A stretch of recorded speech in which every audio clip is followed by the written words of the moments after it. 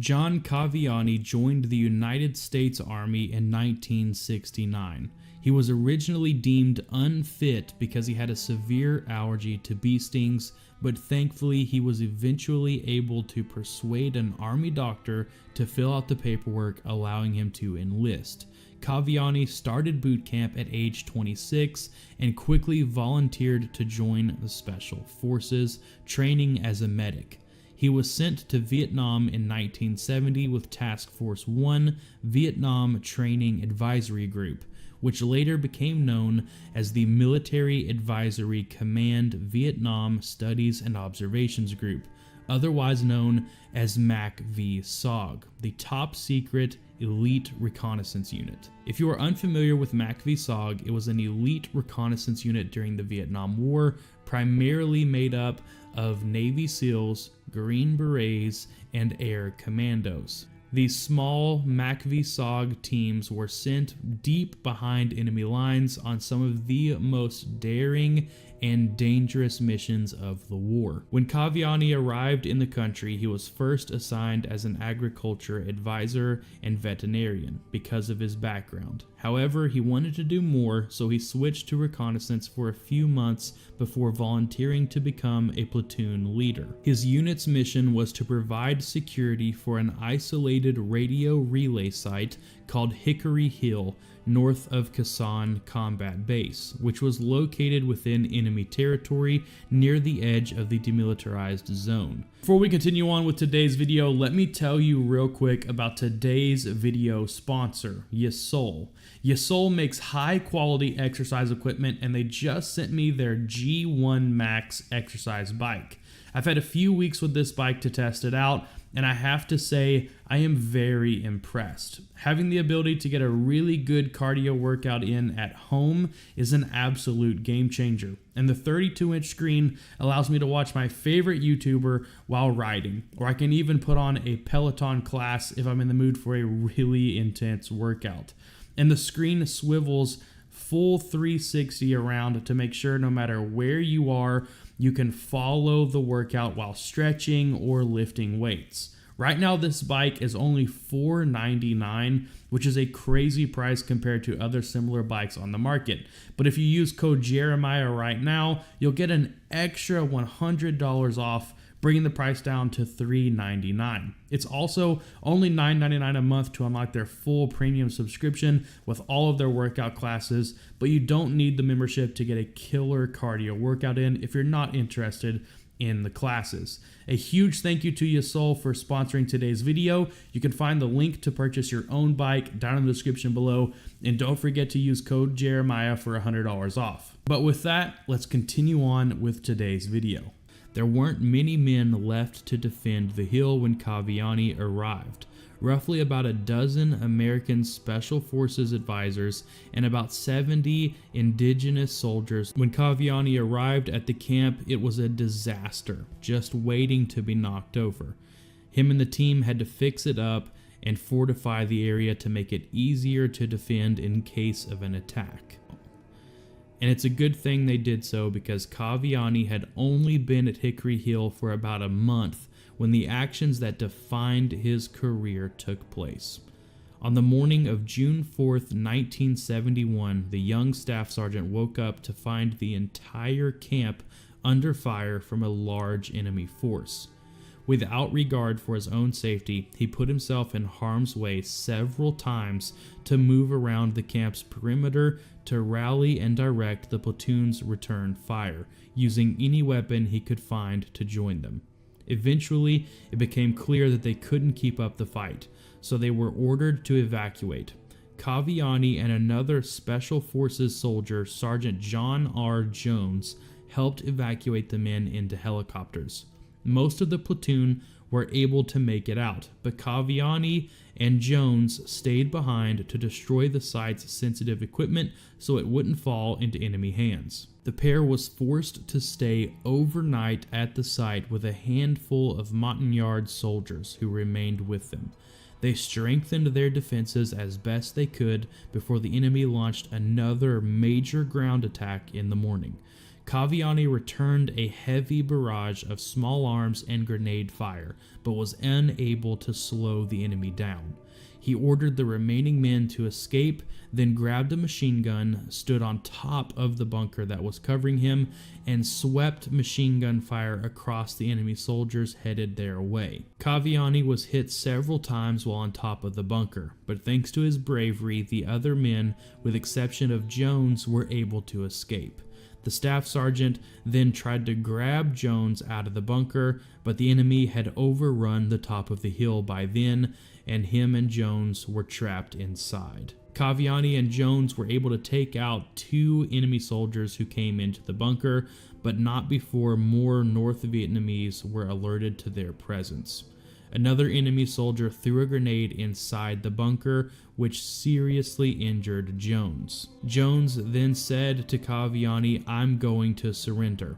He then got up and walked out of the bunker, but unfortunately, he cursed to the Vietnamese soldiers in Vietnamese, and they immediately shot and killed him. And before Kaviani even had time to react to seeing his friend die, another hand grenade came rolling into the bunker. Kaviani quickly kicked the grenade to the other side of the bunker under their radio, and it went off. It took out the radio, so that was the last time anyone was able to hear from Kaviani. He then played dead as the enemy soldiers came into the bunker to see if there were any survivors. Thankfully, the enemy soldiers didn't notice he was still alive, but when they left the bunker, they set it on fire, so Kaviani had to get out of there quickly. He managed to make it out of the door, but he had burning tar going down his face and arms and back. And as he squirms his way out of the bunker on fire, somehow his machine gun goes off and shoots him in the head. Thankfully, he was wearing a steel helmet, the only time in the entire war he had decided to actually wear one of those helmets. Thankfully, the shot didn't kill him because of that helmet, but it did knock him out. When he came to sometime later, he crawled into an adjacent bunker and tried to hide under a bed. He then passed out. But when he woke up, an enemy soldier was playing with his boot, likely trying to get it off of his feet to steal the boots off of what he thought was a dead man. Kaviani continued to play dead, and thankfully his boots must have been on real tight because the enemy soldier just gave up and walked out of the bunker. Kaviani then did a nice low crawl over to the door and out of the bunker, and then made his way into the jungle where he disappeared. He then spent about 11 days hiding in the jungle, and he made it to Fire Base Fuller, about 42 kilometers away. He had no weapons and was badly wounded, with about 100 different shrapnel wounds and bullet holes.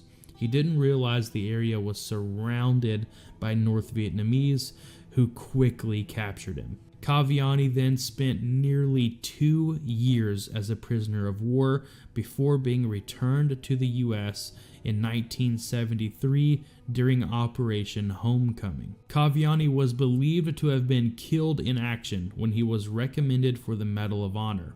Officials learned later that he was still alive. The 31-year-old staff sergeant received the nation's highest medal for valor during a White House ceremony on December 12, 1974. Kaviani said he debated leaving the military after he recovered, but he decided to stay in the army, and he eventually ended up in Delta Force, serving in Berlin and working in counterterrorism before he retired as a sergeant major in May of 1990. After retirement, Kaviani went to culinary school and married his wife Barbara in 1992. As for the Medal of Honor, Kaviani was not fond of being in such an elite club. In 2002, he said he spent a long time trying to forget about Vietnam.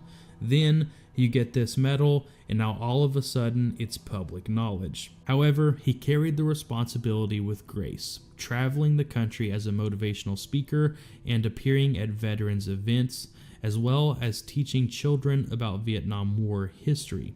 He also served as a regional director of the Congressional Medal of Honor Society for a time. In 2011, he was inducted into the Special Forces Hall of Fame. That same year, 40 years after the battle he would never forget, Kaviani returned to Vietnam.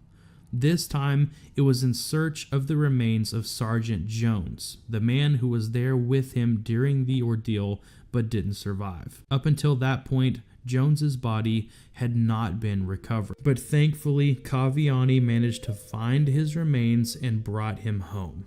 Jones was then buried in Arlington National Cemetery in 2012 during a ceremony that Kaviani attended. Less than 2 years later, on July 29, 2014, Kaviani passed away of a bone marrow disorder at the age of 70. He is buried in Arlington National Cemetery near Jones and other fallen Vietnam veterans. John Kaviani, it has been an absolute honor sharing your story here today in this video.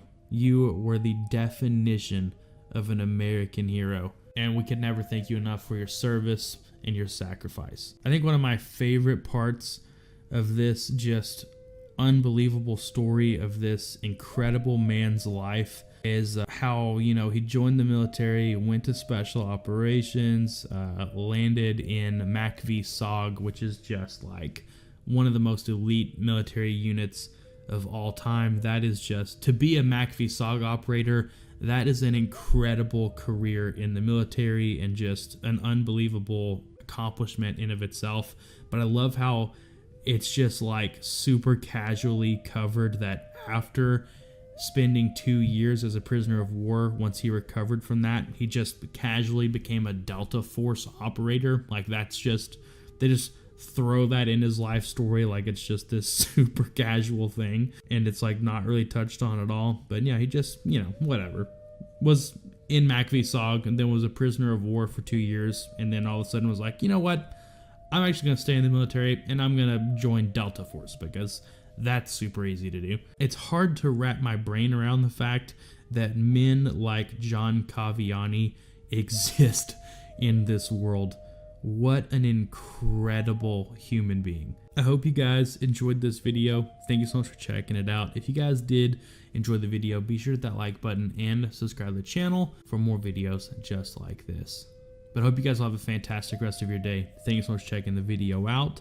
You guys know the drill here. Go out there and crush this day. Get a good workout in whenever you're watching this video. Once you're done with the video, go get yourself a good workout in. Go to the gym. If you don't have a Bible, buy a Bible. Start reading it. Learn to pray. It is incredibly important, and it'll make your life so much better. I promise you. But anyway, guys, I hope you all have a fantastic rest of your day, and I'll see you guys in the next video.